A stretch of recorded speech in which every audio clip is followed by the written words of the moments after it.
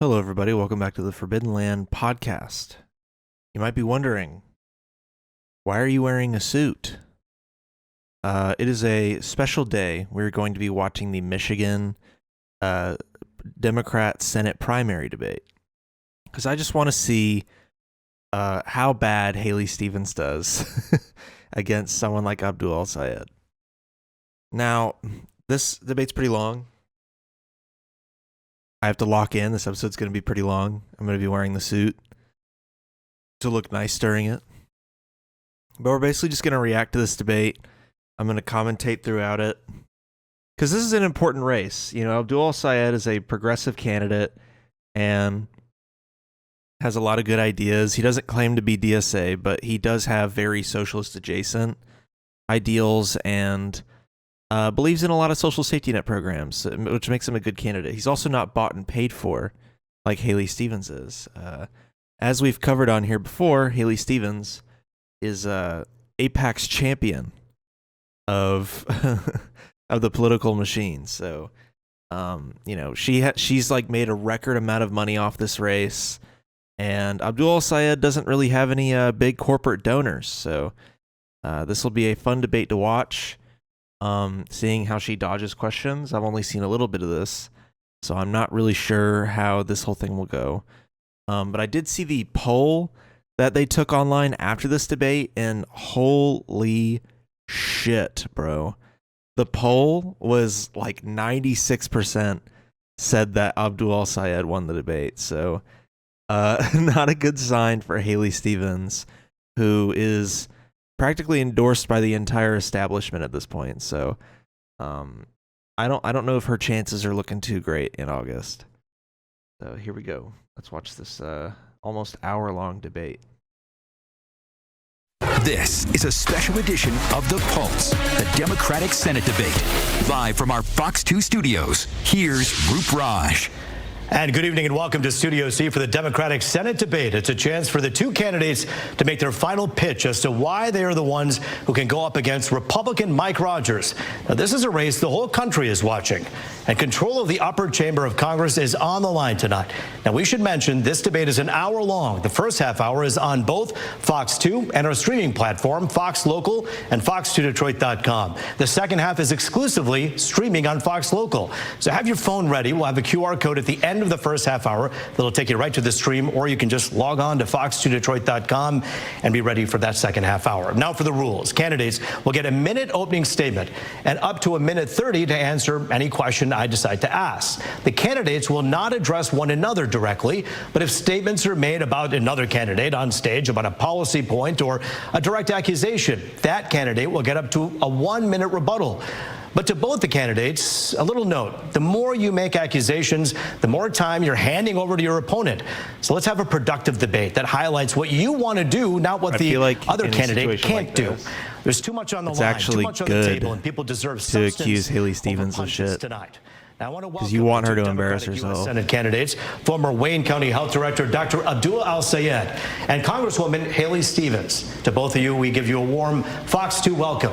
We thank you for being with us. We're taking your questions, by the way, via text, and many of those will be asked in the second half hour. Send them to 248-200-5042 or scan the QR code on your screen. The last time we did this, the system almost crashed. So many of you have questions. We know more of you will, so get on that as soon as you can. Dr. al-Sayed, you get the first opening statement tonight. Root, studio audience, folks watching at home, I am so grateful to be here. My name is Abdul al-Sayed. I'm a doctor. I became a doctor because I go 15 minutes from where I grew up and travel a difference of 10 years difference in life expectancy. Instead of practicing clinically, I went into public health, rebuilt Detroit's health department, led Wayne County's Department of Health, Human and Veteran Services. We did things like put glasses on kids, took on corporate polluters, made sure that our kids weren't breathing the worst coming out of smokestacks, and eliminated medical debt. But I'm running because it just shouldn't be this hard. I've been down to 110 different cities, 475 public events.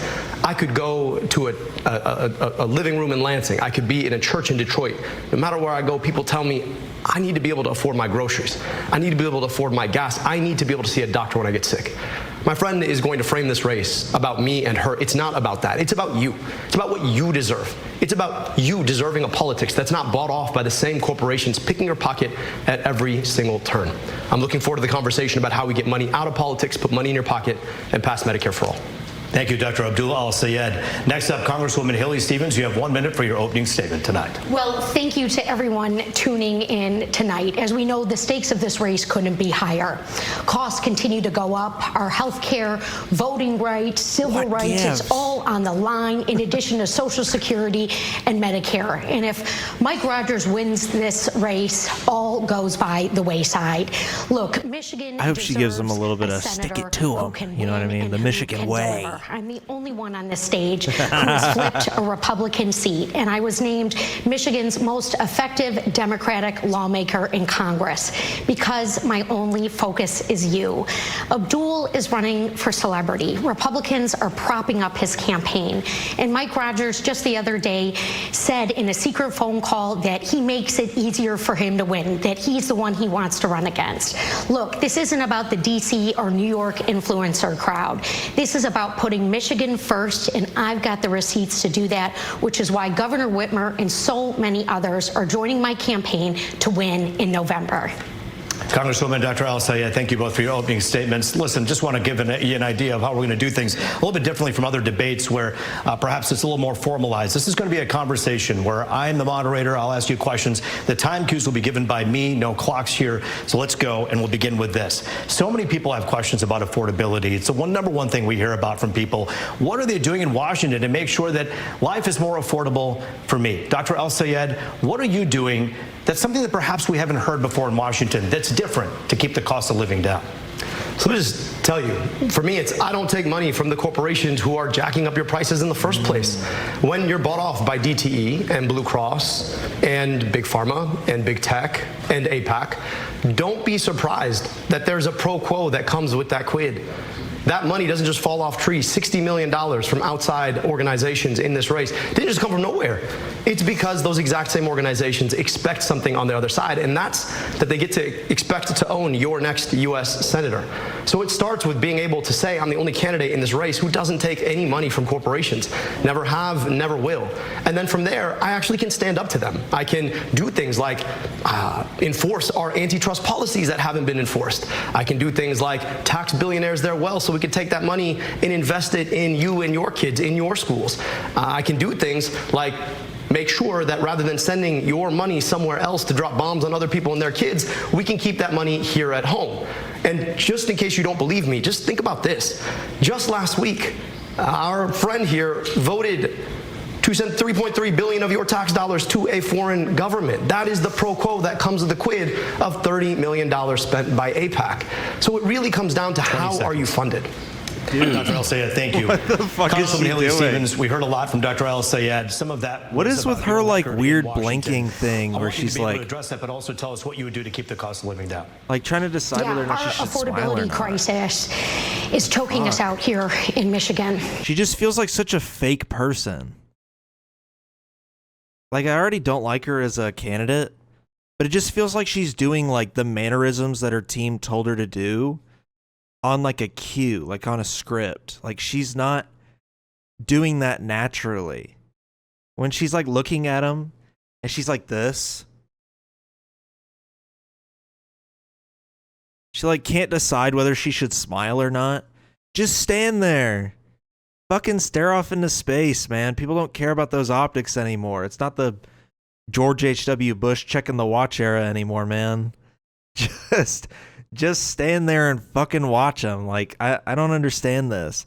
Her team is like setting her up for failure. They're like, oh yeah, and remember to smile a bunch and to look alive. You know, remind the audience that you're indeed not dead at the podium. It's like, no, dude, chill out.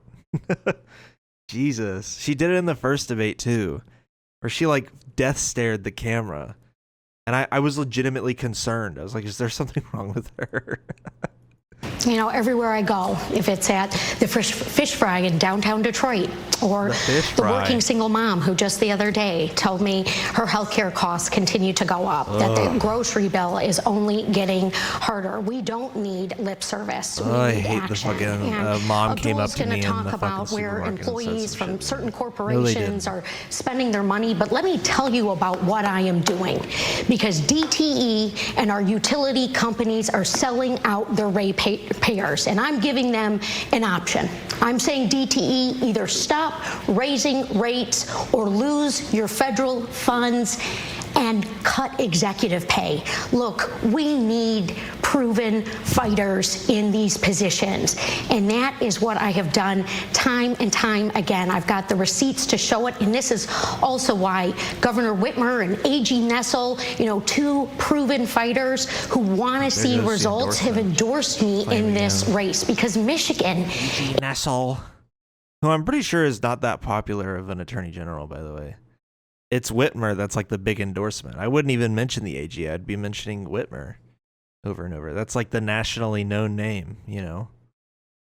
But even Whitmer is not that good right now. Like, she's been caught on tape saying that shit about ICE. You know, she's like, I don't know if I would want an endorsement from Whitmer right now. It needs a workhorse in the United States Senate, sleeves rolled up, ready to tackle our problems on day one. 15. And I'm not just stopping there. Let's lower the costs of groceries with my bill, no tariffs on groceries. I do want to get into the weeds a bit with this, because I want to ask you a very direct question that so many people ask us. Are these folks getting money from big utility? Congresswoman Haley Stevens, are you taking money for your campaign from DTE or consumers? No, but let me say this, Roop. I have been transparent. I have been transparent What? throughout this campaign, and I'm let me pretty sure just she say has this, taken money that from DTE. the only thing that ever What the motivates fuck? my work is the people of Michigan, the people who I hear from. You know, my opponent is on these big podcasts. You know, he's running a podcast himself. These folks are making fun of the way I sound, but yet I sound like the people who need help, who are talking to me about what they need have done. That was a Never. follow-up to ask the direct question. whether you're I have never heard a Michigander that sounds like that. Folks, I'm running to give you health care. Like, she's definitely playing up the accent. She's doing it the way that, like, a Southerner would do it. Like, there's a lot of Southerners that don't actually sound like a you know, a yip that lives on a farm. But when they run for office, they play it up. They're like, I'm running for Congress because I want to fight for you. And then you meet him behind closed doors, and he's like, yeah, so I mean, I'm just trying to take gun lobby money. They have like a very light Southern accent. They don't have the fucking, I've been raised on a farm for 30 years, and I drag hay across the ground, and I throw horses, and I do all that kind of shit because I'm a Southern man. Like, it's the same thing for her, I feel like. I know so many people from Michigan, all parts of Michigan, even people on the Upper Peninsula. I have never heard this accent before. This Yooper accent, as I've heard it described.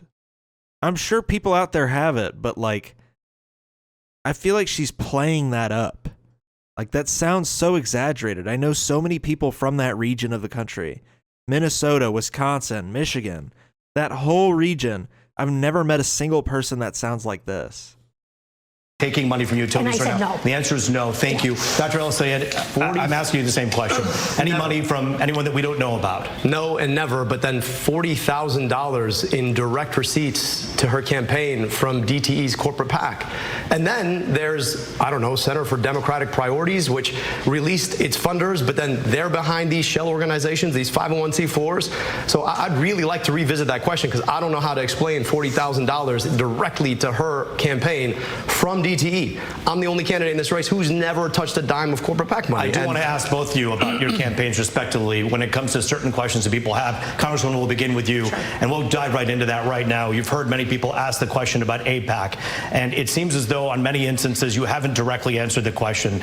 Do you see why some people are bothered by the fact that so much money, $40+ million, has come from AIPAC for these PACs to talk about you and to promote you and to put you up as their candidate? tonight. Yeah, and I appreciate the question, Root, because this moment in this country and here in Michigan, people have every right to be frustrated about our campaign finance system. My opponent here on this stage, Abdul, he's got a super PAC that his father-in-law funds that has millions of dollars going into it. And look, in terms of foreign policy, you know, Abdul and I do differ. Totally I believe deflected in a from the two-state AIPAC solution. question. He has attacked me by name for purporting Last time I that checked, the people Abdul's of father Palestine doesn't and the want people of billions sent to Israel, deserve to Haley live Stevens. side by side peacefully. The I don't goal care is if his always dad, long-term if his peace. father-in-law And also, the Prime Minister of donates Israel to his campaign, has attacked bro. me by name. They both represent the extremes.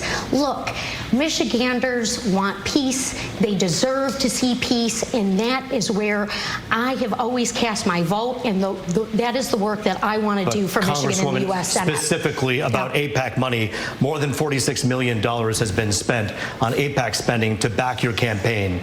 A lot of people wonder if that is something where you're going to do their bidding should you win this seat. Is that something people should be concerned about? And if not, why not? Absolutely not, Roop. Look, I have been very clear, consistent, and transparent, and I have continued to be. I want to see long-term peace. I want to see a two-state solution.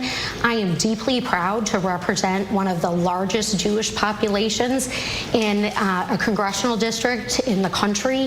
This is a community that I have grieved alongside, that I've mourned alongside, and have fought to bring the hostages home. Yeah, they're just and giving I'm you still $38 million working to get us to long-term for peace. fun. But no concern about the $46 million plus spent on the behalf of AIPAC that should worry people about perhaps you doing their bidding should you win the seat. Well, I don't think there's much difference between super PACs going in for Abdul or super PACs going in for me. We have a problem with campaign finance Bro, reform it's Israel. in this country. They're literally I have asking an you for A grading legislation. From Citizens United. I have been endorsed by Defend the Vote. I have voted consistently, and Israel I'm going to stop donates to you Mike Rogers through AIPAC, from getting anywhere close so you'll to the pass United pro-Israel States Senate, which is legislation. why he doesn't want to run against me, and which is why somebody like Governor Whitmer is supporting me in this race. Congresswoman Stevens, There's thank the you. I want to give endorsement some again. equal El time here to Sayed's Dr. father-in-law doesn't El want you to Sayed. send And billions of dollars to specifically, I want Israel. to talk to you a little bit about this geopolitical weight that we all feel in this community, which is about the Israel-Palestine issue. It obviously has colored this election greatly. It colors the Democratic Party. How do you see yourself moving forward, should you become a senator here, handling the situation with Iran, Israel, and Hamas? So I just want to say the difference between us is $46 million of AIPAC spending. They've set a record in this race to help elect my opponent because they know that she'll be a reliable vote, just like she took last week to send your tax dollars to a foreign government that is aiding, arming, and abetting the very people who want to foreclose on the possibility of Palestinian self-determination. Look, at the end of the day, my job is to take care of you here. I want to be your U.S. Senator. I want your tax dollars spent in Michigan to provide schools in Michigan, to build health care in Michigan, to build roads in Michigan. And I think that money sent over there to kill kids and women is the worst use of our tax dollars. And yet, that's exactly what $46 million in spending will buy you. And I believe deeply that we have a responsibility to make sure that we don't make other people's problems worse. So I believe in equal rights to peace, dignity, and self-determination for Palestinians and Jewish Israelis alike. I believe that we should not be fighting stupid wars that AIPAC wants us to fight in the first place. And I believe we have a responsibility to keep our money here, to invest here. That really is the difference. We're being outspent in this race 12-1. Chances are you're going to see an ad, probably 2 of them, on behalf of AIPAC for my opponent in the next commercial break. That's what that buys you, lying about a record around President Obama's endorsement, or lying about me and my character. But that's exactly what happens when you stand up and say, maybe Palestinians should have rights too, and maybe we should have rights to our tax dollars here at home. Dr. El Sayed, I'm going to give Congresswoman a chance to respond, as you made a couple of accusations there about her record. Go ahead, Congresswoman. Well, as I said, I have been transparent, and that is why I have released my full tax returns, and Abdul still hasn't. We need to ask him, what's he hiding? What are the Republicans going to uncover in the general election that they will use against him? I am the only non-millionaire in this race. I have been recognized as an effective Democratic lawmaker who, yes, governs in a clear, consistent way on complex challenges. I am beholden to the people of Michigan, the people who I hear from when I am in the grocery store line, people who've broken down in tears asking me how we can address 20 this seconds. affordability crisis. And that is what I am doing. That is what I will do on day one. And I have the receipts to prove it. Dana Nessel agrees with me. Dr. Al-Sayed, I do want to ask you a question about the tone and the tenor of this. Oh my God, dude. Whoever runs her campaign needs to never fucking work in politics ever again. That's bad. Who on her team told her to end every statement with a comment about who's endorsed her? Genuinely, who told her to do that? Like, I don't understand. The fucking, and A.G. Nessel agrees with me, and Governor Whitmer, that's why she endorsed me, and that's why I have the, like, dude, stop. You also have the endorsement of Israel. If people want the same do-nothing politics that they've been getting from the Democratic Party for the last, I don't know, 30 years, then yeah, I guess vote for you. But if they want somebody that'll actually change something about their lives, they should vote for Al-Sayed. Campaign. It is safe to say that everyone from Washington to Washington Township in Michigan are sick and tired of people pointing fingers, screaming, yelling, and insulting one another. We've seen a lot of that all across the country. Just earlier this week, we heard that there was some kind of a Zoom call in which you had referenced an opponent as ogre on a pike, and so many people took offense to that. And it really pointed to the bigger question about the tone and tenor that you've been accused of having in this campaign. Do you regret any of the comments that you've made? And do you think that this race could take a more productive and a more substantive tone if we kept those personal slams out? Look, I took to Twitter last week and said that the tone in which people talk about my opponent is unkind, and I asked anybody who supported me to not talk about her that way. In fact, when she got booed on the stage at the Michigan Democratic Party convention, I called her personally and said that that was unkind. My supporters had nothing to do with it, but I don't think that that's the way we want to do politics. I was referring to a guy named John Fetterman, who's a senator from Pennsylvania, who has done terrible things, got elected on a set of values, and is now completely throwing those values in the mud. And I do think it's important for any senator in Michigan to have a relationship with folks who are in the U.S. Senate. And if those folks are not actually acting in accordance with what they got elected on, I think it's important for all of us to have an honest opinion about what we're going to do to make sure that our Senate looks like the people it represents. But when we talk about unkindness, I also just want to speak to the fact that on behalf of my opponent, UDP, another name for AIPAC, has been running attack ad after attack ad after attack ad on my character. I'm the father of 2 daughters. I'm raising them to be stronger than any man.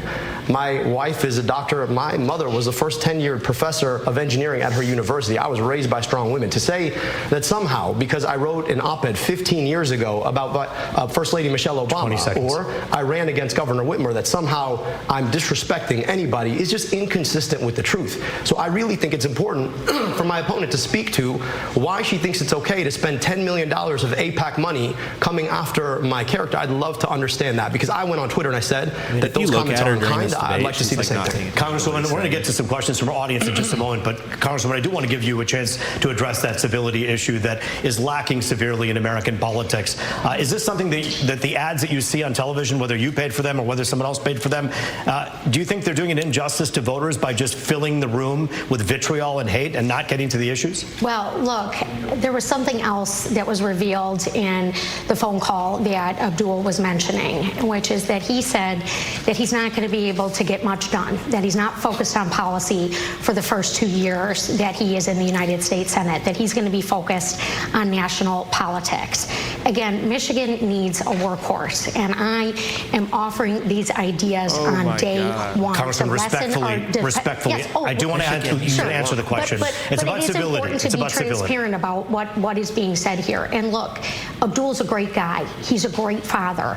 You know, only he can account for saying that, you know, Whitmer's bought and paid for, or that, you know, no one cares about Debbie Stabenow, or that Mallory McMorrow isn't smart enough. You know, that is certainly on him to respond to, which we certainly just did hear from him on that. Can I Dr. Al-Sayed, you have a quick minute here. Look, I told you at the outset that my opponent was going to make this race about me and her. But this is about you. This is about whether or not you deserve a politics of the people, by the people, and for the people, or of the corporations, by the billionaires, and for the special interests. in an effort to talk about civility, I just took another attack.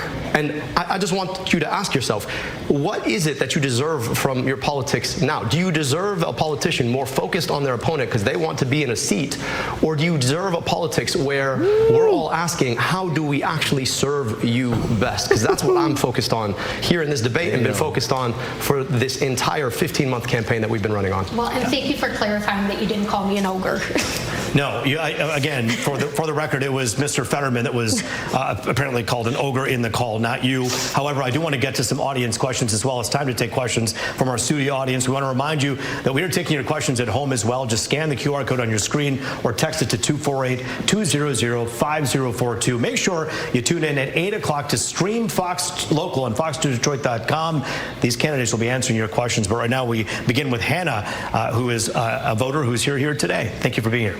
Thank you for having me. So, what I wanted to ask was, compared to neighboring states, Michigan consistently ranks among one of the worst for power reliability and rate affordability. As hotter summers and severe storms strain our infrastructure, what federal policies or grid investment standards will you champion to ensure Michigan residents get reliable, affordable power? We'll begin with Congresswoman Haley Stevens for an answer on that. Yeah, well, and Hannah, thank you so much for I'm just going to take money such an from important the corporate and palpable power question companies. to so many Michiganders. It has been deeply frustrating to see Donald Trump get rid of the clean energy tax credits. It has been deeply frustrating to see our utility bills go up and up and up. These companies do not care about the ratepayers, and they are selling us out. I am not offering lip service to this issue. I'm offering a solution, which is to say to these companies, either lower the rates or lose your federal funds. Look, I voted for the infrastructure bill. I secured funds for us back here in Michigan. Like I want to do more of that. Passing the largest climate bill in the history of this country. It's a bunch of word salad. It's word vomit, man. We need a science-forward agenda, delivering for us, meeting the moment for who our families are, what our children deserve, and that's why I'm running for United States Senate. Hannah, we have an answer from Dr. El-Sayed as well. Anna, thank you so much for such an important question. I just want to speak directly to what's happening right now. You've got DTE, which is the biggest spender in our entire politics. They spend on 93% of the entire elected state legislature, as well as most of our congresspeople, including my colleague here. And that allows them to get away with things like building one of the largest hyperscale data centers in our state in ex parte approval. Now, that's fancy terms for saying approval without actually going through the normal process. And this is going to increase the load on our grid by more than twice. Now, we just lost our power for 5 days in a row because of a mid-level storm. We need to do a lot better. To me, it's about transparency in policymaking. People should not be able to take that money and then turn the other cheek and then allow for these approval processes that aren't approval processes at all.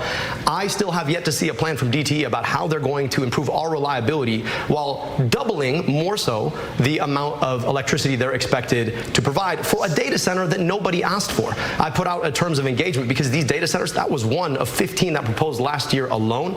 We need to be serious about the incoming threat that's going to make all of this so much worse. Thank you both, and thank you, Hannah, for your question. I want to address both of the candidates, and by the way, we are going to get to some text message questions as well from all of you at home. But I want to talk specifically about your campaigns, and I think it's noteworthy that one of the reasons we're doing this debate is to contrast the two of you, where you stand on so many issues, but also on how you go about doing your business, how you campaign. Dr. El-Sayed, I'll begin with you. The Democratic Socialists of America have not made an endorsement in this particular race, but when you go to our rally, and we've covered so many of them are from that organization. Who are you when it comes to your political stripes? Many people call you progressive. Some have accused you of being a socialist. Not that that's a bad word, but people have said that about you. Where do you stand on your politics? How would you describe your politics? Roop, I'm a doctor and a scientist. I want policy solutions that actually map to the problems that we face. My governing experience is rebuilding a health department in the city of Detroit, leading Wayne County's Department of Health, Human, and Veteran Services. We had to go in there and work with a diverse community to be asking, what are the challenges we face and how do we actually solve them? We were able to identify the fact that our county ranked the number 8 for medical debt nationwide, and we could eliminate that for a penny on the dollar. So we set aside $7 million to erase up to $700 million in medical debt. When kids couldn't get glasses. 30% of them would get tested positive for needing glasses and wouldn't get a pair. We put optometrists on vans outside of schools so that as soon as a kid got a positive test, they go out, get a full optometric exam, and get a pair of glasses delivered within 2 weeks of a vision test. Now, working with a diverse community of people, you come to realize that not every solution fits the same way. You've got to be thinking about a solution in the right way. When it comes to the question of socialism, I'm not a socialist. I'm just a capitalist who understands how capitalism works. The biggest threat to capitalism was never the idea of government regulation. It was always monopoly. I want you to think about the stuff that you have to buy, whether it's your groceries and the number of stores you can go to, or it's buying a flight to see your grandmother, or it's picking a phone or a phone provider. You have like 2 or 3 options, and that shouldn't be legal, but that's the way our economy works right now. So I think government ought to be there to regulate on monopolies and oligopolies so that everybody can actually participate in an economy without having to be forced to pay more or get paid less for the work they do. Congresswoman Stevens, another question about your campaign. We've seen just in the last few days, of course, Senator Sanders, we've seen AOC, and we've seen Elizabeth Warren just today, and they're all behind Abdul. These are the people who worked with you in the same room, have watched you for your 4 terms. Should that concern voters that they're taking the outsider's side in this case? You have a minute and a half. Well, I think that we should look at the fact that Brenda Lawrence, my longtime mentor and dear friend, Congresswoman from Oakland County representing Detroit, has been an early endorser of mine in this race alongside Governor Whitmer, Senator Stabenow, Senator Peters, who, like myself, has been recognized as the most effective lawmaker for our state. But let me be really clear right now, because I'm going to tell you what kind of politician I am. I am Michigan's manufacturing geek, okay? I have visited hundreds of small to mid-sized manufacturing shop floors. I have operated CNC machines in my life previous to being in elected office.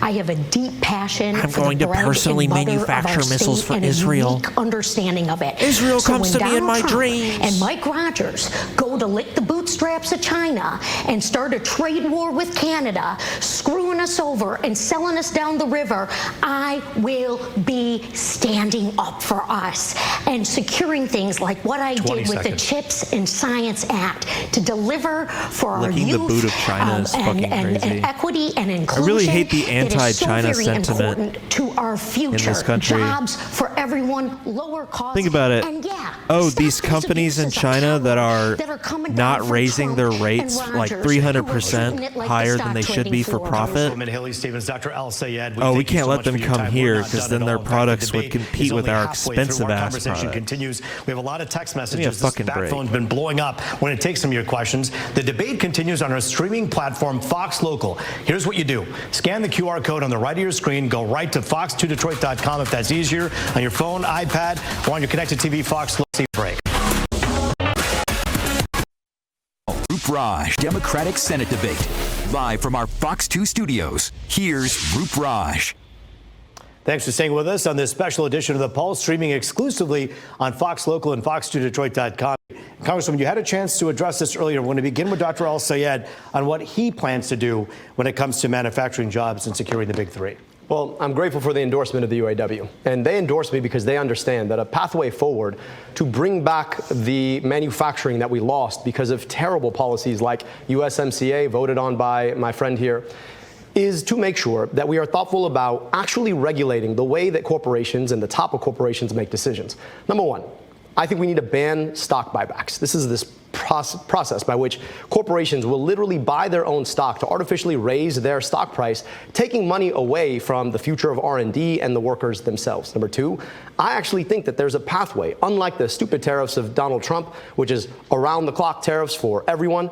I think that there's a place for targeted tariffs. If you think about free trade like cancer, I think we need some chemo. And the way that that would work is that they were transparent, specific, directed to particular product lines. And then number three, I think we need to massively invest in continuing to be the... That's the thing. Tariffs aren't even like inherently bad. It's the way that he does the tariffs. Like, and I said this last year when he implemented them. Tariffs only work if you've beefed up the manufacturing arm of your country. If we had like good, reliable vehicle manufacturing or good, reliable like phone manufacturing or just anything, and most of our materials and our manufacturing processes happen in the US, the tariffs would have gone over somewhat fine. Maybe not as broad as he made them, but they would have gone over a little better than they did. Because if you have options on the shelf that are made solely in the US from the US with no outside help, that product's not going to change price when the tariffs go into effect. But the product that came from overseas will, and so you'll be more incentivized to buy American. However, there aren't any companies in this country that are, selling the major products on the shelf that don't get materials or manufacturing from overseas. So you can't just broadly blanket the country in tariffs if you don't have the actual backup for it. Best place to make an internal combustion engine in the world, and also to invest in EVs and EV infrastructure. And I want to talk about what I mean by that. I don't believe in a mandate, but what I do believe is that you should be able to buy a $25,000 300-mile range car brought to you by the big three. Why? Because that's the way that we're going to be able to create a product line that can compete all over the world with the kinds of cars that China is now manufacturing and eating our lunch on. But that means we have to invest in allow Chinese products to and sell that here. really is the most important piece here. So that Americans the UAW has built the American automotive industry. We need to be invested in them. We need to make sure that we continue to have the best manufacturing and engineering talent in the world. And that means ending the restriction that we've seen, and it means investing in our workers again. Again, we have an opportunity to continue to lead if we're willing to actually think past the ridiculousness of the Trump administration into what the future can be and into how we continue to invest in workers, engineers, and a product line be fit for the future. Congresswoman, I know you have a lot of notes and a lot in your mind and heart about manufacturing, but does it disturb you at all that the UAW put their endorsement to Abdul when you've done all this stuff for manufacturing that you've talked about? Look, I am so deeply proud to have a longstanding relationship with retirees and UAW members, and to have 17 labor endorsements in this race by a long shot. And I'm also very proud to have receipts and plans. And I'll show you where I'm leading the charge. Costs are killing us in our manufacturing sector. All right, the trade war with Canada has sold us out. There are 1,000 Cleveland Cliffs workers, mostly in downriver, that are out of work right now. Mike Rogers wants to rubber stamp all of this. The stakes couldn't be higher. November is 50-50. He said on the leaked call he wants to run against Abdul. He knows that I passed bipartisan wins for Michigan with chips and science to lessen our dependence on China, that I want to do that with critical minerals, which will lower costs. Her saying Mike Rogers said that he wants to run against Abdul because he thinks he'll be a layup.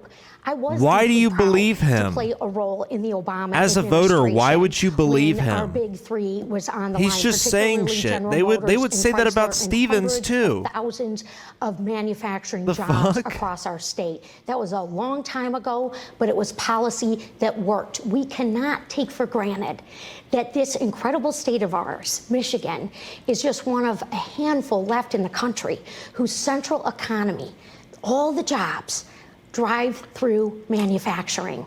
I'm going to be the champion for that in the United States Senate, and I'm going to run through anyone and anything that gets in my way to deliver for us. One of the things and one of the reasons we wanted this debate to happen right now, just hardly a week away from the big election, is because people don't always understand the differences between the two of you. Some of them are clear, some of them are not. So I'm going to ask you a question that is really mirrored in this text message from one of our Fox 2 viewers. And I think this is really a poignant question. Dr. Al-Sayed, I'll begin with you. What is the number one thing Senate Democrats are failing to do right now that you would do differently? Well, number one, I just think the filibuster itself is anti-democratic. Yes. And we have an opportunity to break the filibuster. Now, let me just talk about what the filibuster is. The filibuster is the process by which all of the Senate can hide behind one senator who wants to filibuster, which requires a 60 vote. And keep in mind, this is the minority party saying this. Like, people were all up our ass during the Biden era. Oh, you just want to be able to. No, dude. I oppose the Fuck the filibuster. The filibuster has been anti-democratic for a If you get rid of the filibuster and the Democrats win the majority and they start passing good shit, guess who's never losing the majority, motherfucker? The Democrats. That's how it works. if you don't want to lose the majority, actually serve your voters. Then you won't need to rely on the filibuster when you bomb the fucking elections next time around. Because you didn't do shit while you were in office. They don't do shit when they're the majority. They lose in big numbers. As the minority, they cry and complain that they can't get anything done. And how when they get the majority, they're going to do all this crazy shit. And then when they do get the majority, they don't do jack all. So, seriously, fuck the filibuster, man. And once you get past that, we have the opportunity to get money out of politics to take on Citizens United. We have the opportunity to put money back in pockets by doing things like passing the PRO Act to stand with unions like the UAW who've endorsed us. We have the opportunity to start changing and enforcing our antitrust policies so a few corporations can't pick your pocket at every turn. We have the opportunity to tax billionaires their wealth, and we have the opportunity to finally guarantee every single person in this country health care through Medicare for all. But we've got to get the democracy part of it right. And right now, the biggest risks to our democracy are the filibuster, it's anti-democratic at the Senate, and money in politics. The attack ads that you've seen, probably in the last commercial break itself, that change our political system. When you ask $60 million to come into a race for you and then say that somehow you're electable, I think you don't quite understand what electability means. If you need a $60 million crutch, you probably can't be elected on your own terms. So I would just say that you should probably, if you really want to beat Mike Rogers, find the candidate who is electable without having to ask for a $60 million crutch to do it. Congresswoman? Well, look, you talk about the senators who've come in here from the coast to campaign alongside Abdul.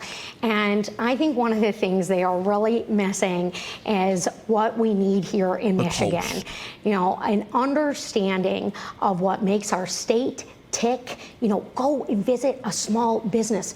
Go and talk to a Black-owned business. You know, I know it's great to host rallies and have these fun events, but everywhere I have gone in Michigan, I have taken the time to visit a minority-owned business. I want to see my bill that would take an investment capital structure into Black-owned businesses. So things like what we have on the Avenue of Fashion, which is a national best practice, that we can do that in Saginaw and Muskegon and Lansing. There's so much great economic development happening here, but our tax code and our tax dollars aren't working for us, which is why I have staked such a big part of my campaign on hope and equity so that every zip code gets equal investment. I have fought to bring these dollars into Pontiac, and I'm darn proud of it. You know, for the bridge and for youth recreation, we need to continue to do that across the state. And the people who aren't from here, who are so eager to campaign here, they should really come and spend some time with the residents and the people who I'm hearing from each and every single day. Look, there's a lot to be proud of for Michigan, but there is so much we could be doing to do more for folks. I believe your question. I just want to make sure that how are Haley Stevens' policies going to help the people of Michigan? Maybe Haley Stevens should actually spend time amongst people in Michigan and not just claim that one mysterious woman that she keeps referencing went up to her in a supermarket, bawled her eyes out, and cried to her about how she can't afford her fucking groceries. Maybe actually live amongst the people here after you spent so much time in D.C. the last few years. Live amongst the people here and actually get to know with what they want. Because it seems overwhelmingly so far they want what Abdul is selling, not what you are selling. I had their question answered because I think it was about what was going wrong in the Senate, and we got this conversation about why senators should come visit, which is actually exactly what they just did. But I just also want to just be clear about this. Yeah, that's the thing. They all came to campaign for him. They literally visited. To small businesses. That's actually what we've done. We've also gone to 475 public events where we actually took questions from an audience rather than these baked and polished, made for a camera events that too often is the way that my friend has campaigned. And so, look, we do bring people in because we want to actually introduce them to Michiganders. And wouldn't it be better if one of our senators went to the Senate with colleagues ready to work with them on day one? Well, I do want to ask you both about contrasting something that I think is really important right now. When we talk about ICE, this is something that obviously has seemed to kind of calm down a bit, but it's still fundamentally important to everyone who's watching right now.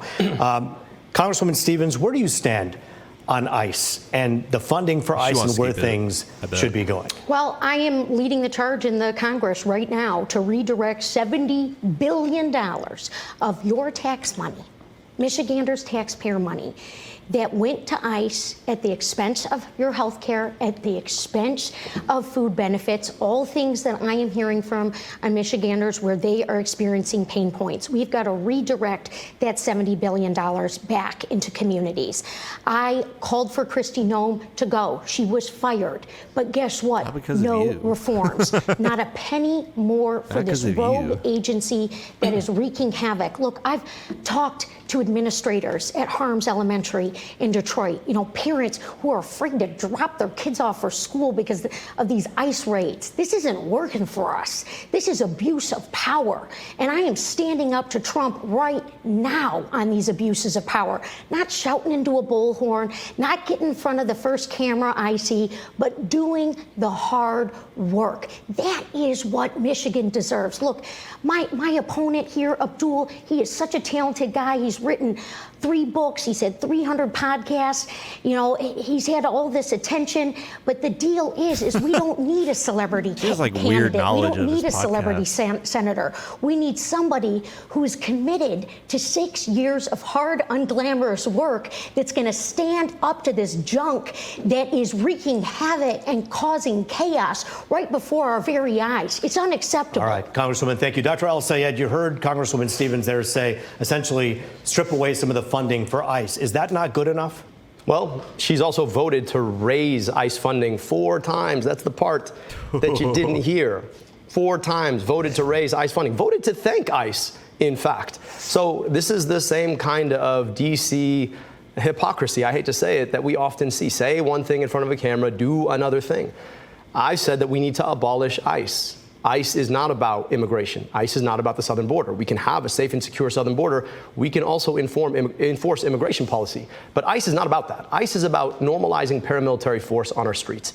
And I just want to push back on the idea that it's calmed down. I mean, I was just in Genesee County this weekend, and you had raids in Saginaw.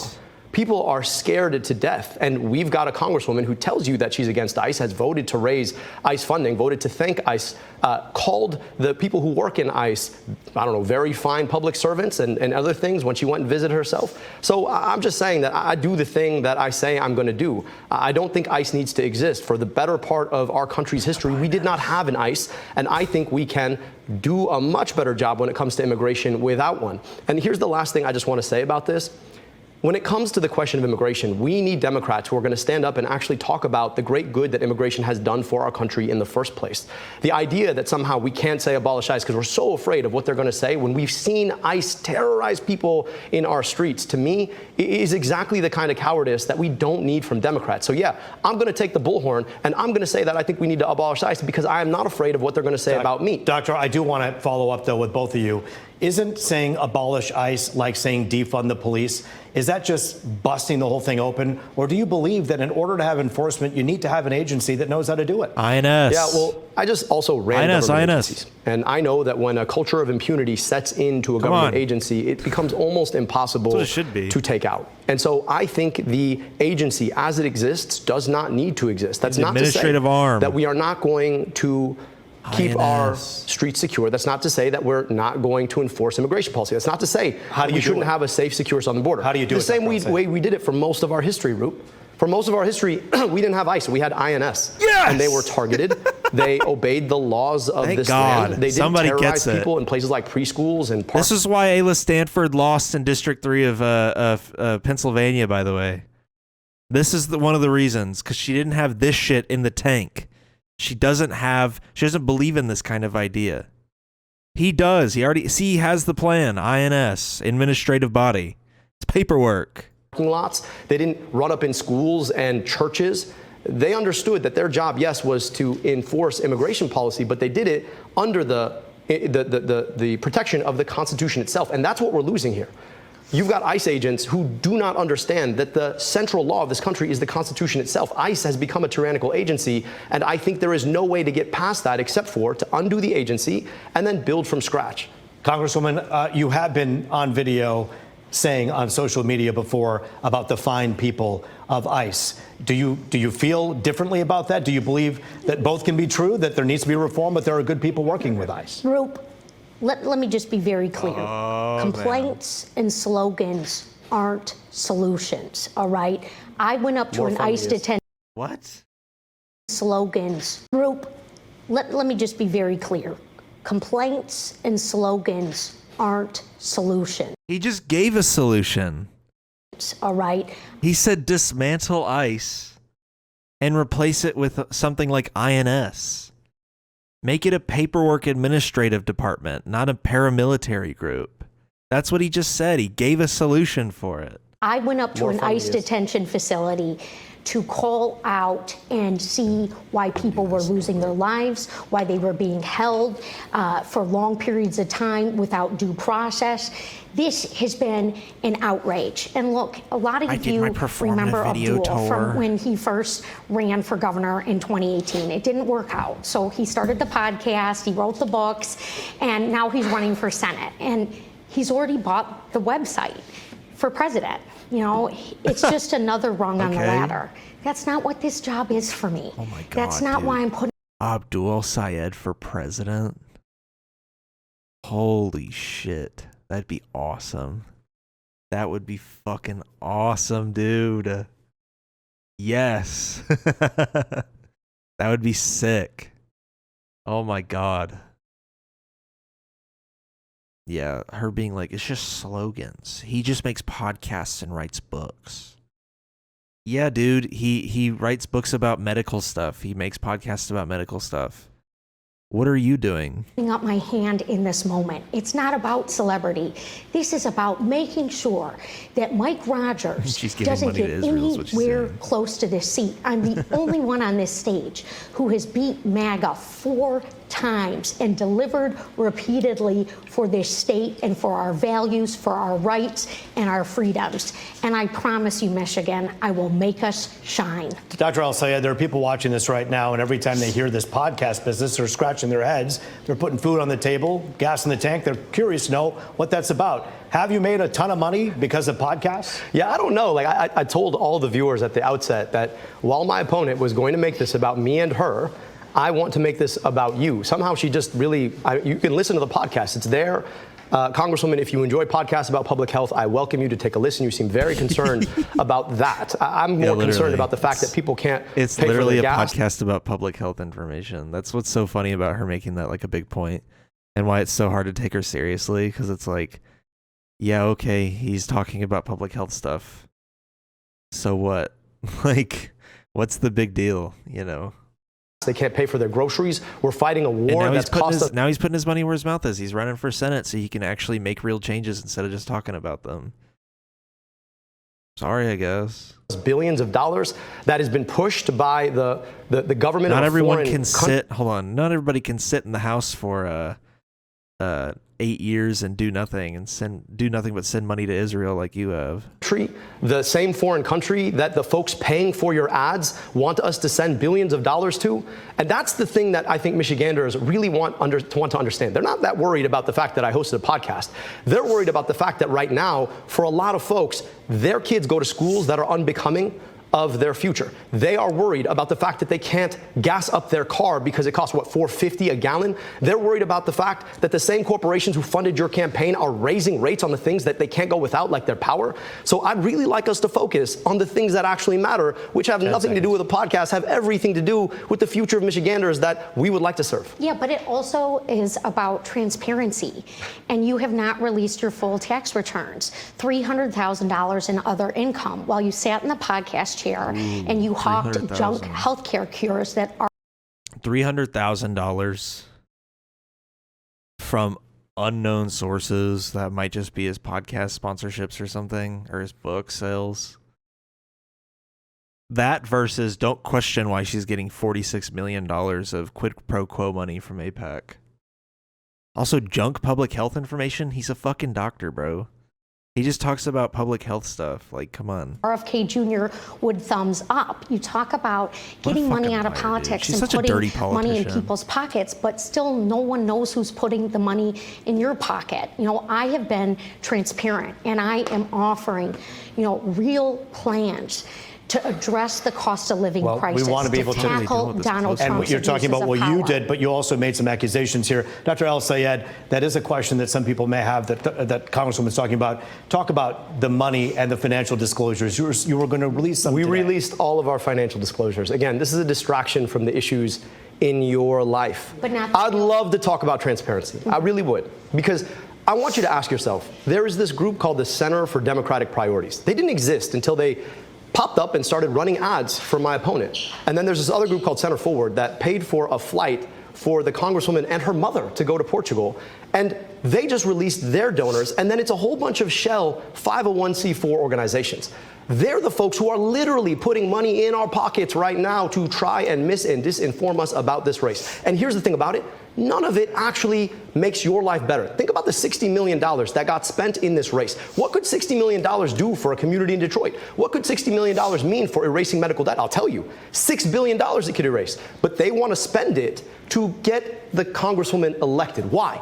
Because at the end of the day, they know that they're going to have a safe seat doing their bidding instead of yours. Every single dollar that DTE is spending is a down payment on knowing that they can raise your rates. Every single dollar that Blue Cross Blue Shield spends in this race is a down payment on raising your premium. All right. Every single dollar. Thank you, Dr. comes with El-Sayed. something. I want to ask some more questions from our audience at home right now. You're texting us. I got them right here. The next question is, how will you ensure low-income communities receive equitable and adequate education?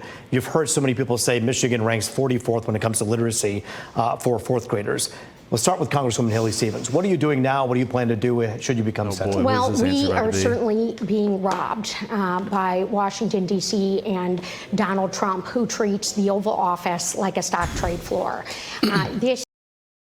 Dude, every answer she starts with why it's not working, who's responsible for it not working. But then she never fully gets to how she's going to fix it. She just says who's backing her up to go in there and try to fix it. She never really goes into detail about how she's going to fix it. She just tells you that it's a disaster, tells you who fucked it up, tells you who's backing her up to fix it, and that's it.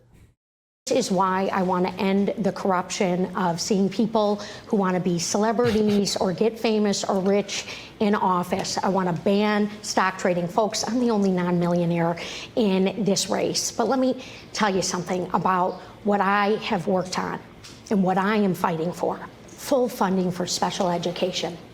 You know, our public schools here in Michigan are getting the short end of the stick.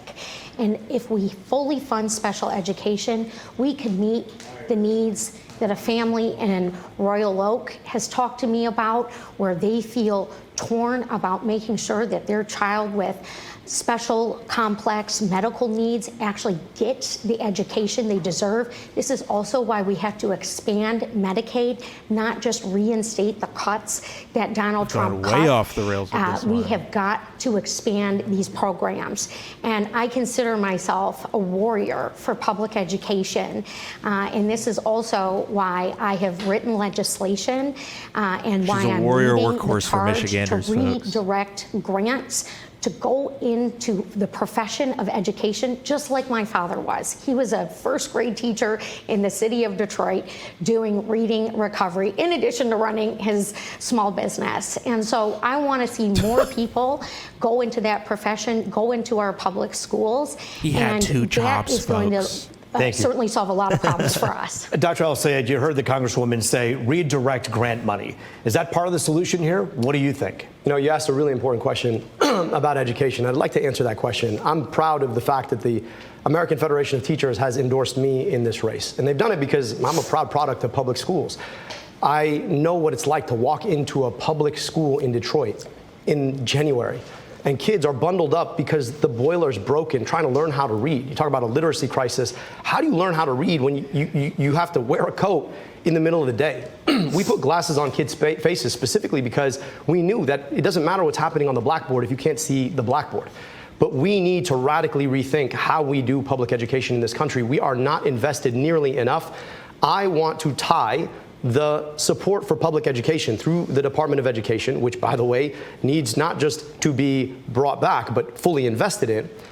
I want to tie that funding to the Department of Defense. So when they try to raise the Department of Defense budget, we're going to make sure we're invested in public schools too. I also think that the way that we have funded local education, specifically school buildings, has too often ported the historical racism of the past. Right now, we fund school buildings based on property tax. Property tax is a function of property value. Property value is a function of who's been able to live where as a function of redlining from the past. And when we say that that same process should be patterning the social mobility of the future through public schools, that's a real problem.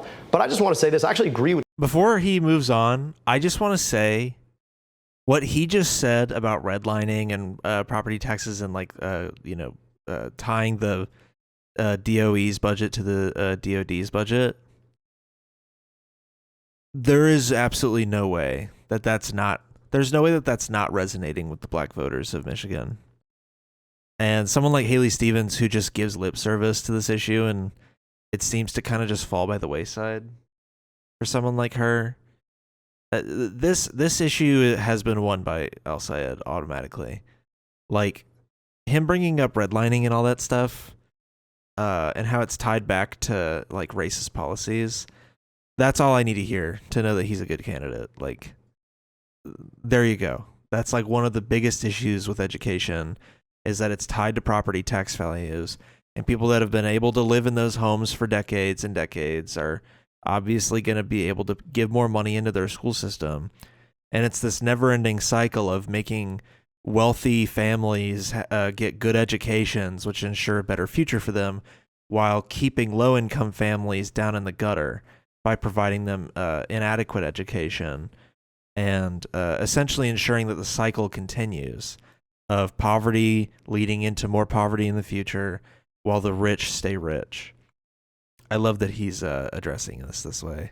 The Congresswoman on one really critical thing. We are being robbed. The money that we should have to invest in our schools is being sent to foreign governments to destroy other people's schools instead of investing in our own. And that is exactly what AIPAC wants you to do, and why they're spending so much money to get the Congresswoman elected. Dr. El Sayed, Congresswoman, it's one point in which at least tied it back to Israel, bro. That's awesome.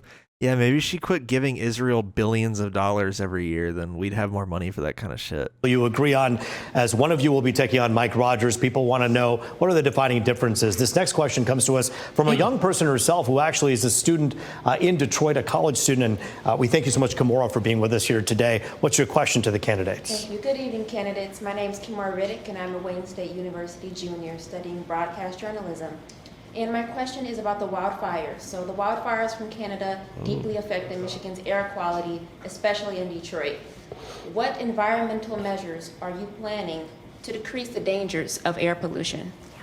Let's start with Congresswoman Haley Stevens. Yeah, well, it is so great to have a student from Wayne here. I've just treasured working with that university in their science program and STEM education. And that is very much at the heart of why we need good climate policy, not the junk science that we are getting from the Trump administration. And let me tell you what I think that looks like. One, we've got to cut the carbon emissions. We've got to lessen our dependence on big oil and gas. Investments like I secured in our clean energy future, so that from Marquette to Detroit, we were evolving and moving forward. You know, that has been stripped away by Donald Trump, and that's not right.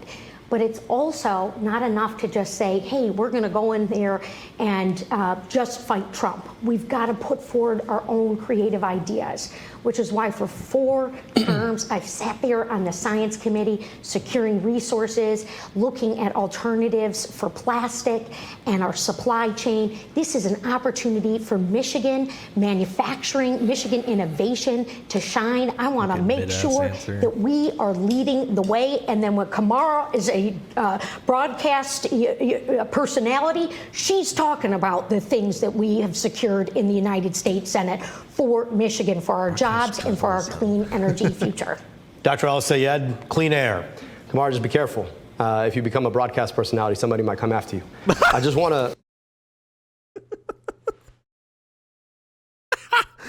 That's so... Oh my God. Yeah, am I ineligible for office because I do this podcast? Like, if this podcast ever gets big enough, does that just make me ineligible for Michigan Senate, I guess?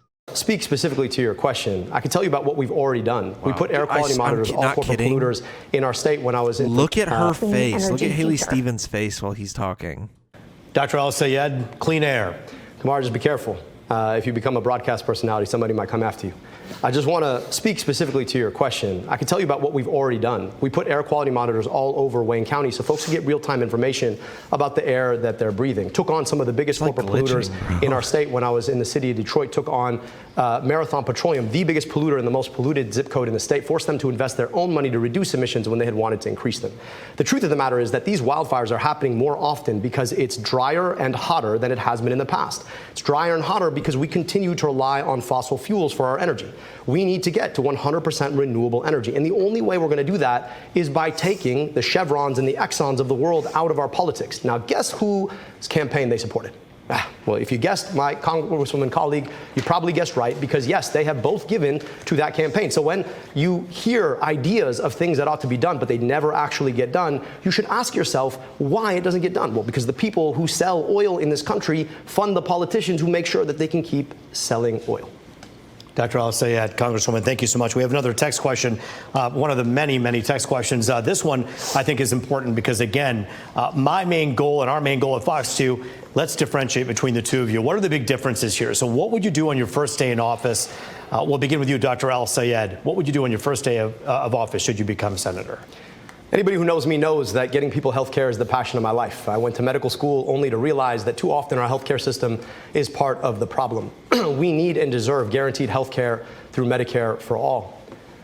I have been thinking about this question. In fact, I've testified to the U.S. Senate twice. This wouldn't be my first time walking into the chamber on Medicare for all, guaranteeing health care, on eliminating the medical debt in this country, $225 billion.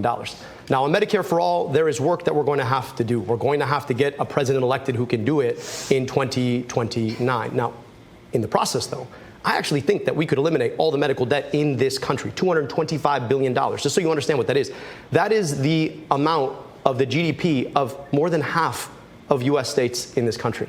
So on day one, I want to offer medical debt relief to everybody. I think we could get bipartisan support to do it, and I'd love to get that done. And let's start working through Medicare for all, and then let's make sure that we can get money out of politics so the big pharmas and the big insurances of the world aren't in the way when it comes down to finally getting this done for all Americans. Congresswoman, in a minute and a half, tell us what you do on your first day in office. Yeah, day one, we have to stand up to the abuses of power. Take it from somebody who has been recognized as our most effective lawmaker. When I tell you I'm going to go to the United States Senate and ban stock trading for elected officials, their spouses, their children, for our president and our vice president, and for candidates for those offices, I am going to get it done.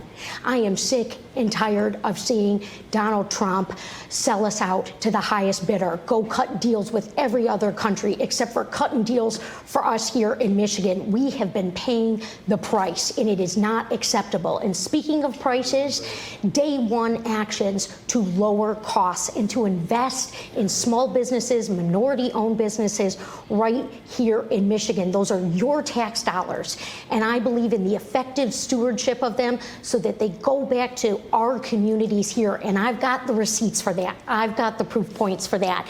And then lastly, we got to make sure that the jobs of the future are coming from the place that we all love to call home, which is why my manufacturing agenda on day one will also be in the hopper. I got all the bills ready to go, Roop. We have 30 seconds left for each of you to answer the following question. What makes you think you're the formidable candidate who can take on Mike Rogers? 30 seconds, Dr. Al-Sayed. Well, poll after poll after poll has shown, despite what my colleague says, that I am the most competitive candidate to take on Mike Rogers. But it's also this, that you've got to have something you're fighting for. Ask yourself, if DTE funds both Mike Rogers and Haley Stevens, who wins? DTE wins. And Blue Cross and Big Pharma and Big Tech and APAC, all funded by the same people. We need a choice. I'm the only candidate in this race who does not take corporate money. And so I offer a real contrast to a guy who has never seen a corporate dollar he did not want. Congresswoman Haley Stevens, 30 seconds. Well, look, Governor Whitmer, Attorney General Nessel, the chair of the Michigan Legislative Black Caucus, Amos O'Neill, they all agree that I will be Michigan's workhorse, that I will stand up for us on day one, that I will beat Mike Rogers just like I have beat Republicans 4 times over. Thank you so much. Congresswoman Haley Stevens. Oh, my God. freak, dude. Just like I beat four Republicans 4 times over. That silence was heavy, man. Ay, ay, ay. Dr. Al-Sayed, the vote is now in the people's hands, a week away. A critical conversation happening on this stage that, yes, is local, but is national as the world is watching to hear what both of you have to say. We thank you for your time here today. Oh, my God. What a fucking debate, dude. That was rough for Haley Stevens. That was worse than I thought it would be. And, like, immediately after that debate, they jacked up her, they jacked up her fucking APAC contributions. So she's up to 30,800,000 now, from just pro-Israel PACs. And I mean, look at that. Donations, individual expenditures from pro-Israel lobbies. That's crazy. And for people to be like, for her to be like, oh, it's not going to influence how I vote, then why are they giving you that money? Why are they doing that? I did want to show, since they did mention the ogre John Fetterman during that, we do have a clip of Julian Andrioni. Andrioni. He found John Fetterman in the Capitol and is attempting to interview him about Israel and all that stuff. He's from Drop Site. So here you go. Julian Andrioni. Who are you with? Drop Site News. Oh, you're Drop Site. Oh, no, it's like a race between who's the more pro-Hamas, Drop Site or Zetio. So now I got both. Zetio. Ay, ay, ay. This dude's already fired up out the gate. All he said was that he's from Drop Site News. Hi, everybody. Yeah. Okay. You mind if I ask you a question really quick? It's about. I just want to say, I want your viewers to say how much I love to watch Israel eliminating the Hamas leadership. Then you may like this I know question. that upsets a lot of your viewers and a lot of your founders. Yeah. So, but I think it's a great thing. So there's President no news Trump- coming out of me. I'm going to always President back Trump said that Israel. The President question Trump- is, where does your trash outlet come from, and who's funding it? And now, Our if you readers, we have think 46,000 individual donors. your founders think it's appropriate to attack and kill Israeli civilians. That's such crazy projection. Where does your funding come from? Who pays for your organization? Like, bro, who's paying you? Who's paying for you? You only believe in this shit because of the stroke, and also because of like AIPAC, Israel lobbies. He's one of the most like aggressively disgusting Zionists that are in the Senate right now.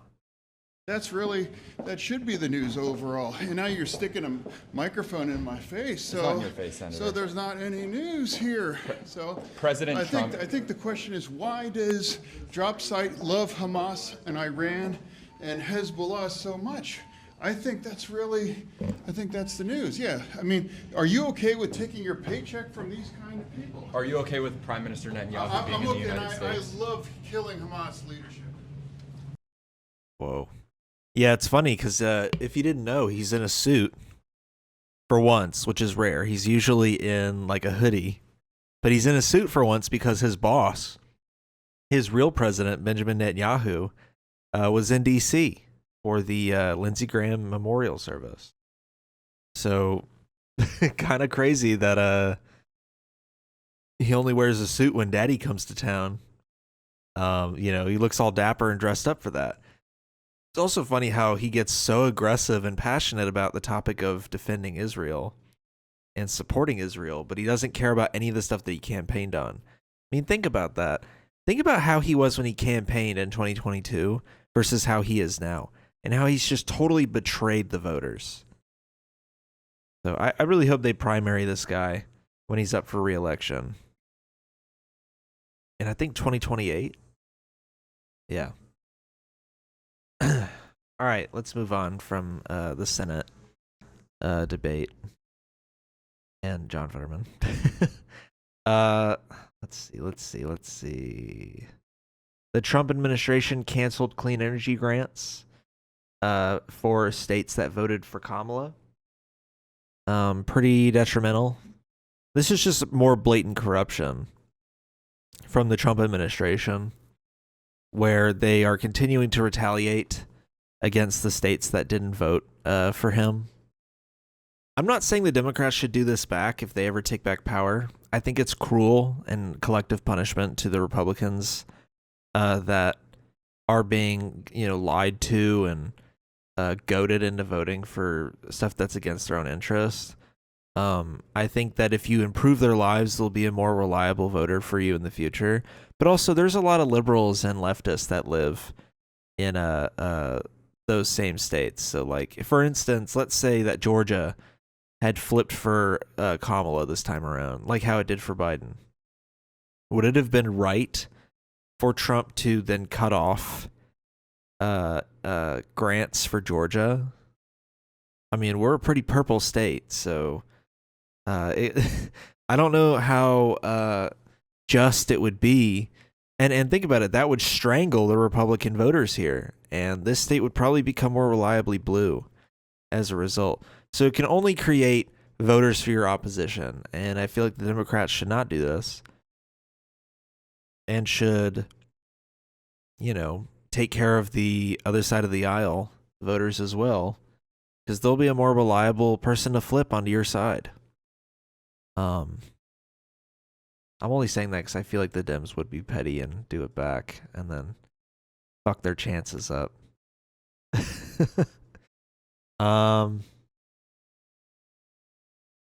Let's see, Governor Andy Bashir.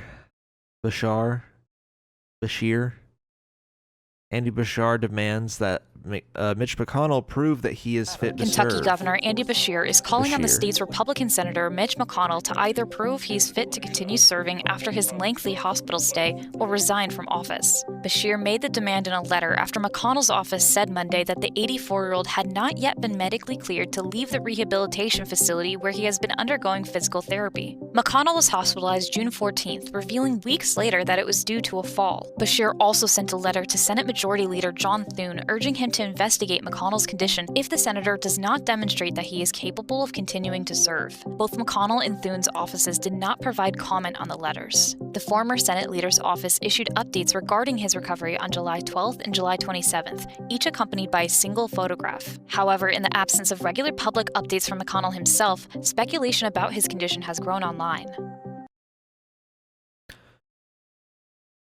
Oh my god, there's a guy with a fucking weed eater right outside my window. Come on, bro. Give it a rest.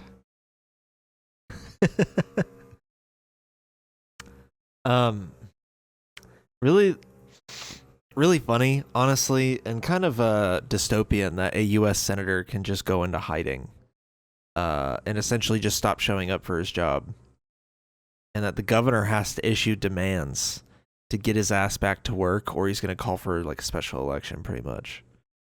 I had one last thing that I think is really funny. You might be wondering why Mallory McMorrow suddenly dropped out of the race and honestly dropped in the polls when she was leading for a pretty long time. Let's just say this has something to do with the campaigns of these politicians falling into this trap where they become obsessed with one left-leaning political figure, attack him endlessly, and it kills their polling numbers. I want you to see what a level of panic and dedication Fox News has for this individual, where it's so bad that they're willing to run entire segments on him like he's some new foreign leader. A whole segment dedicated to this one man. America deserved 9/11, dude. F it. I'm saying it. It will inevitably turn Israel into a nation that is entirely comprised of messianic, inbred, ultra-Orthodox psychopaths with a nuclear arsenal. Mao Zedong is one of the great leaders of this world. I finally framed the Cutie Cinderella a newspaper from 9/11, the morning of 9/12, the newspaper right there. What's the problem with this one? Wait, what? What's the issue with this? They don't have the same smoke for all those freaks that have like Nazi memorabilia up on their shelves. What's the issue with that? They're having the 9/11 newspaper up on the wall. What the fuck? What's even wrong with this clip?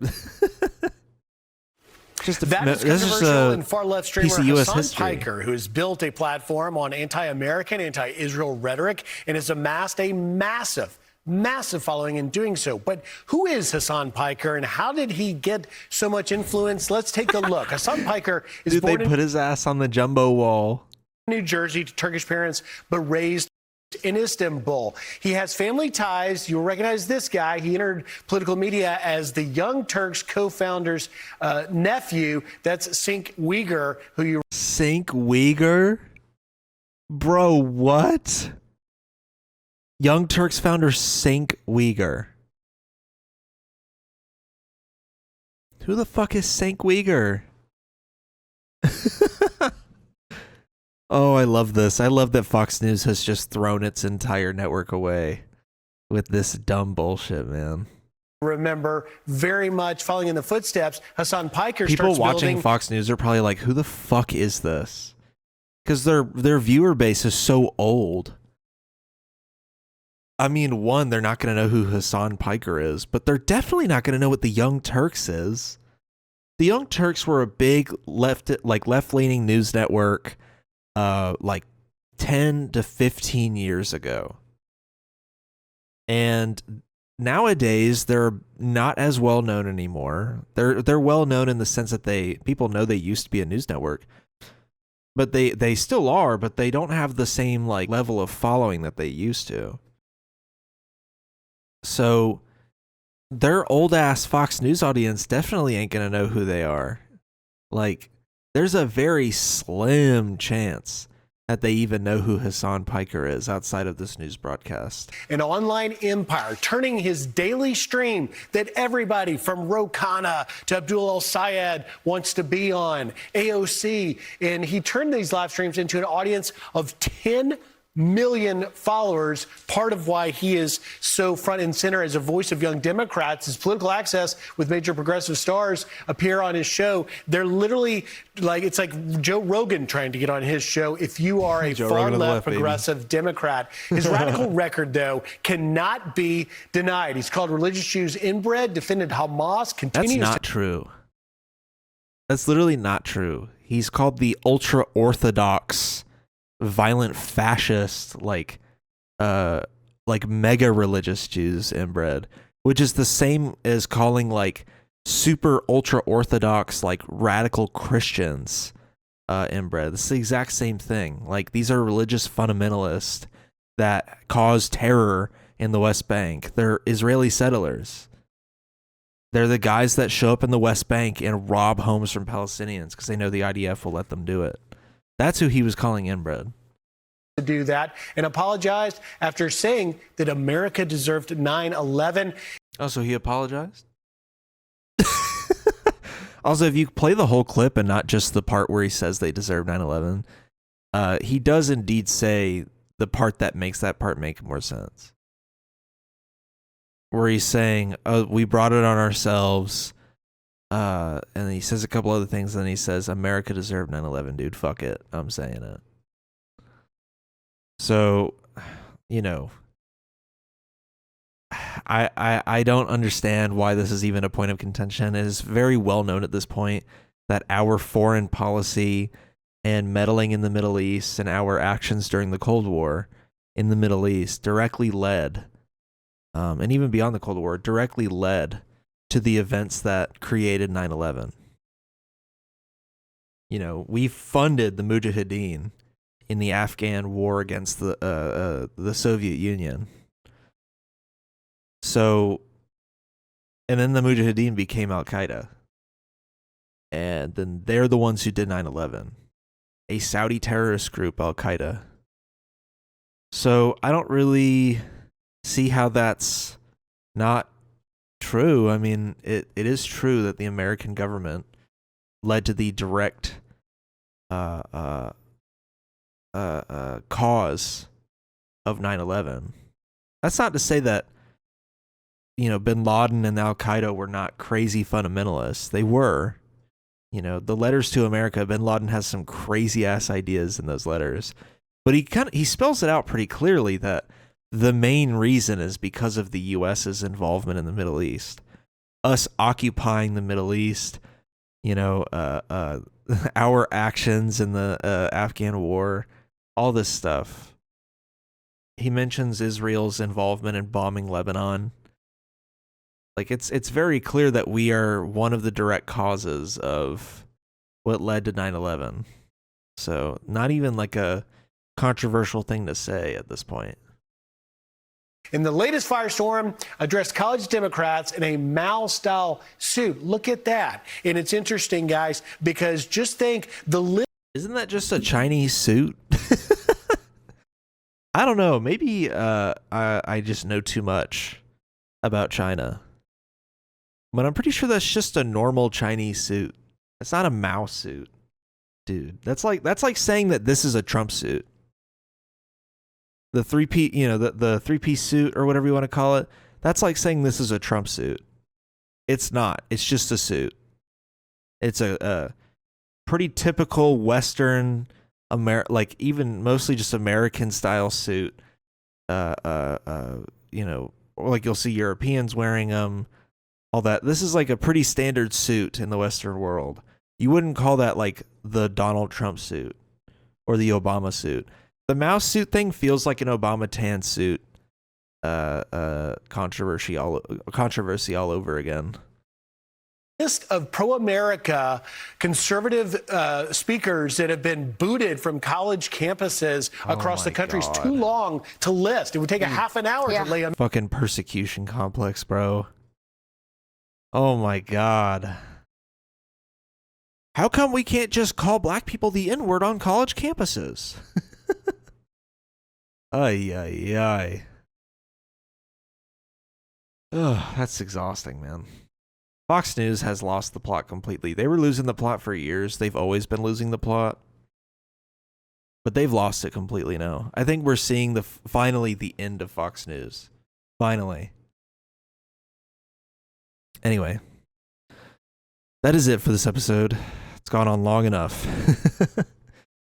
I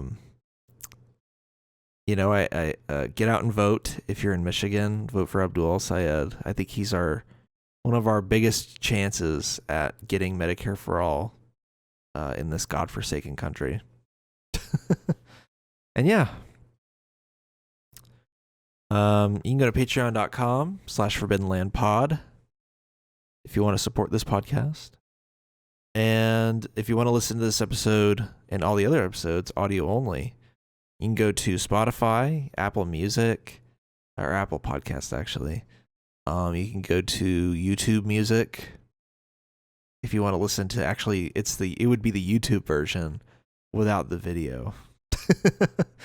Because YouTube Music just uses this on its feed. There is no separate upload process for this. Or you could pull this up on your Samsung smart fridge. I didn't forget. I will never forget about that. Until the day I see it, I will always mention it. And even then, I might still mention it after I see it to encourage you to keep doing it. Anyway, thanks for watching. Thanks for listening. I will see you all next week for the next episode. And that is all. Peace.